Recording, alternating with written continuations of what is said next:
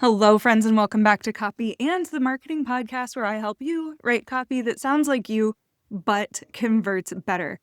If we haven't met yet, my name is Sam. I'm the founder and lead copywriter at Nomad Copy Agency, and I write all of the copy that helps you sell. The copy, and I write the words on the internet that help you sell, aka the copy. So today in Funnel 101, welcome to lesson, I believe this is 4. I am your teacher, and we are talking about checkout pages. Again, I think people think of funnels and they just think that they need emails and a couple of landing pages and that hopefully someday maybe people are going to buy from them. And that is, at its core, true. However, there's a lot more copy that goes into things and a lot more opportunities to upgrade the copy that we already have. And that's what I want to encourage you to do with your checkout pages, is really think critically. Is it just a checkout form, or are we giving them an opportunity to go deeper into our world? So today I'm going to cover what goes on a checkout page. What copy do we need? I want to make a couple notes here about checkout pages. This is where people are about to hand over their credit card and give you money. This is not a place to tell them what it's not, what they're not getting. We do not want to distract people when they are on your checkout page. So there's actually minimal copy that I would add to this page other than just encouraging them that they are absolutely in the right spot for what it is that they want to accomplish. So we don't want to overwhelm them. We don't want to tell them what it's not, okay? So what do we do on a checkout page? Couple of things. We want to reiterate, what is the name of the product? I see so many people send them to a checkout page and it's just like the price and put in your credit card information. We need to tell people what they're getting so that they know without a shadow of a doubt that they're in the right place. Then we want to tell them why it's so important that they get it. This is the thing that is going to help you accomplish what? If there are payment plans, we want to make those very clear. The goal here is transparency. We want to be super transparent with pricing. And there's also an opportunity to build trust.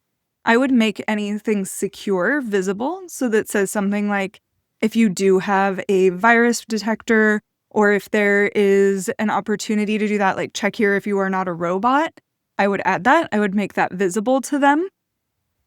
And potentially also add language around a guarantee. I personally don't use guarantees because people tend to say, like, if you hate it, you can have your money back. There's no risk in giving me all your money.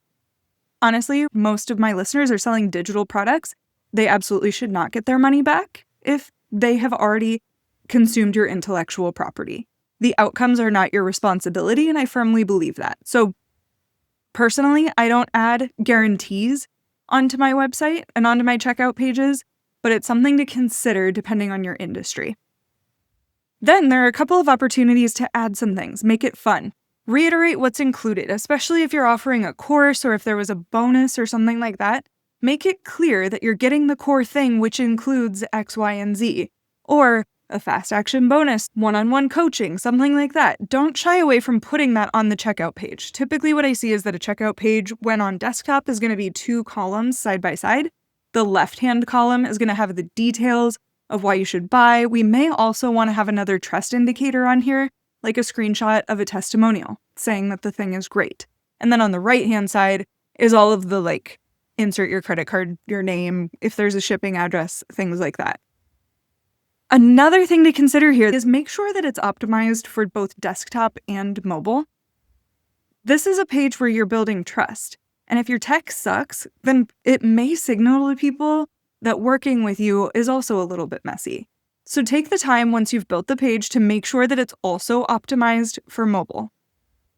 So to reiterate here, we want to remind people exactly what they're getting, what the value is of what they're getting, what is the transformation that's going to happen. We want to give trust signals like showing security on the site, or potentially trust signals like testimonials on this page. There are a couple more opportunities, I think, to make it fun, including a progress indicator bar that's just at the top of the page that says, like, you're almost there, and has a progress bar that's partially filled out. I'm honestly currently thinking about the Domino's checkout process. They have an indicator bar that people are like obsessed with watching. There's entire subreddits dedicated to this indicator bar. So you can kind of gamify it that way as well, if that's on brand for you. Now, copy is meant to inspire action. We want people to click the buy button here. That is the primary goal. And especially if you're doing this on 2 columns, on the form where people are checking out, they're putting in their information. This is typically also where they choose what they are receiving. So if you're just selling a, $50 PDF, they're probably only going to choose one thing. However, if you're selling a program, they may be opting into a payment plan or something. There's also an opportunity to get them to buy add-ons. This is upselling. So this could be something, and this is called an order bump. An order bump is when they're already ordering, they're already checking out, and they add something. So going back to the Domino's example, this is, do you want to add breadsticks? Going back to my buying leggings example from the last episode, this is asking if I want socks that match my leggings. In the online business space, what we typically see is that people are buying something, and they can do a VIP add-on. And underneath it, it'll say, do you want to add VIP? You get 2 one-on-one days with me, private coaching, Voxer days, something. Typically a whatever value available to you in this program to upgrade to VIP for only X amount. So we do a little bit of value framing, which I talked about a few episodes ago. I'll make sure that the pricing episode is linked in the show notes. But that is a VIP upgrade. So we could do an order bump as a VIP upgrade. We could also have an additional product. This is really great if you're selling a digital product and it only solves one problem. You can frame it that this additional product will solve an additional problem. So in my world, if I'm selling a copy template that is for, let's say, your opt-in page, and this is real, this is what I do.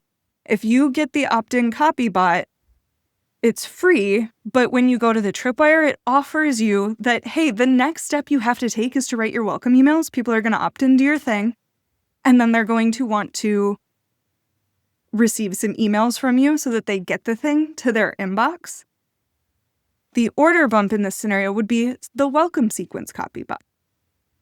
If somebody is purchasing a low-ticket item from you, what is the next natural thing that they are going to need that is going to be of benefit to them? It should be an obvious thing that, of course, they want to add the order bump onto their order. It's a great way to increase the lifetime value of each client and actually providing value to them in return. It should be super on brand. It can't be out of left field. If I were to say, and grab all of my Canva templates and meet my business astrologer, that wouldn't flow. Nobody would want that order bump. But if you are placing things in front of people that actually provide them value, it strengthens your brand. It says, wow, she does more than just this one thing that I know about. And she can help me in other ways. People start to tell themselves a story about how you serve. So at its core, your checkout page should remind people what it is that they're getting, how much it costs, and give some trust indicators. However, there are some ways in which you can increase your order value and increase the branding and the amount of fun that people have on your page.